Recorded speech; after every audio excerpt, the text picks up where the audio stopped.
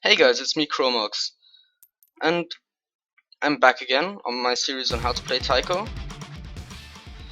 And today we're gonna go over basically how to improve your patterns, because, well, the moment you're gonna need this video is basically when you've started playing Oni. You can FC the easier difficulties and you're having a bit of stress playing the harder ones. Okay, there are three things you can improve in Taiko. Well, three main things. Number one, the patterns. Number two, BPM. And number three would be accuracy. These three things are all very important in tournament play and if you just want to gain PP or impress your friends. Okay, now number one, the patterns. You may ask, oh, how do I improve the patterns? I can't play them, I can't get used to them.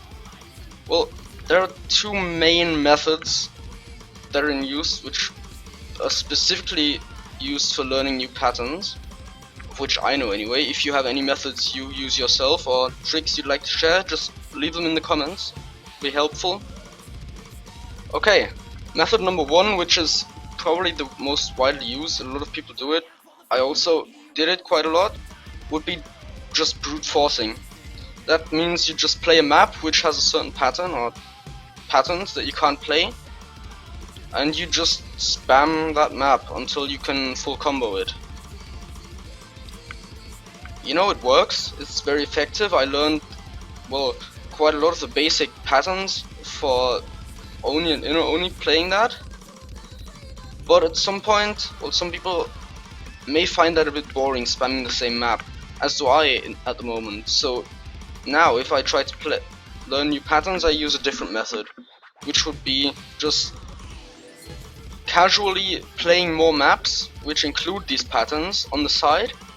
You don't necessarily need to FC them or spam them, just play them on the side for a few weeks, and at some point you'll be forced to take a longer break, or you'll take a longer break, and after that your brain should have gone through the patterns and you should be able to play them a bit better, or even instantaneously really well. That worked for me with doubles. I had a really hard difficulty with doubles. I couldn't play them.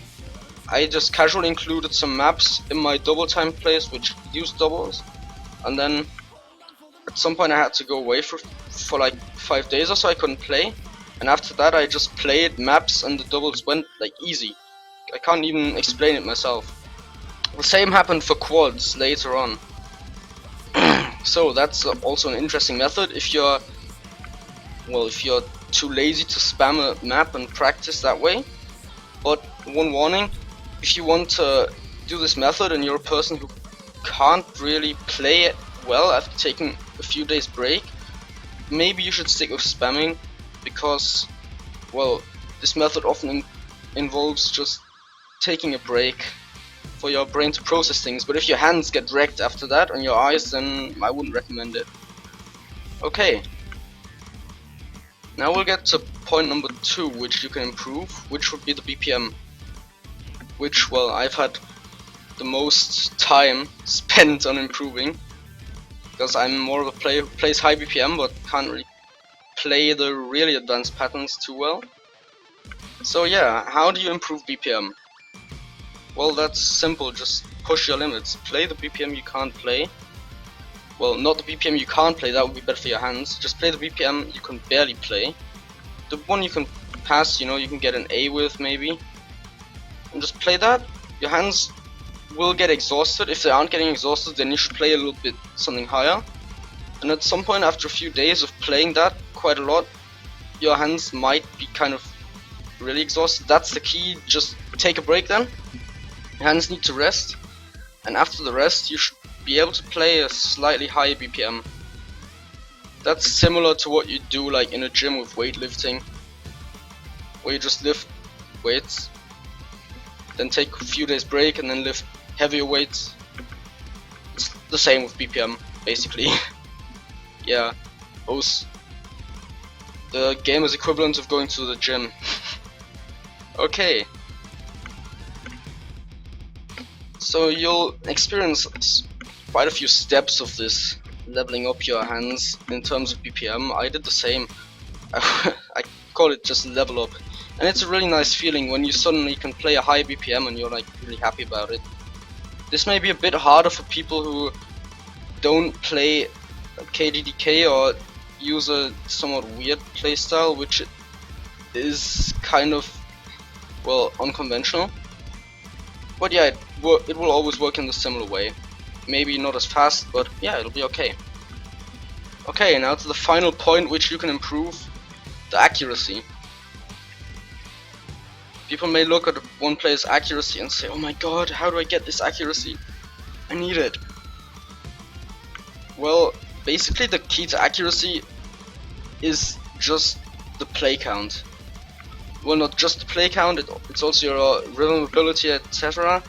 But if you want to improve your accuracy, all that really matters, all that you can really do is play. Just play. Maybe just get into the song a bit more, I don't know. But just play a lot. It'll help, it'll improve your accuracy. But again, there's only a certain distance you can go, especially with some playstyles like DDKK. You know, a lot of the DDKK pro players struggle with their accuracy at a certain point and find it hard to get 99% on double time maps, etc. But yeah, so accuracy, just play a lot, practice that way. But that's something that comes just from playing and improving your other stuff. It'll come automatically. And with double time it's a different thing when you play a higher OD, but you'll learn that when you start playing. Okay, so now that was basically it for the gameplay related guidelines or guides or whatever I have to offer. The next videos will be focusing more on the PP system or what mods to play, etc. Or maybe even mapping if I get better at it. Okay. Another thing that might help with improving might be just your keyboard. Like, maybe consider getting the keyboard with red switches if you have the financial, well, means. It might help because it'll be easier to click the buttons and it won't be so hard on your hands. But a lot of pro players also just play on their laptop keyboards or just well, keyboard from the supermarket for €5, so I don't know. It helps for me, but other people get just as successful with cheap keyboards.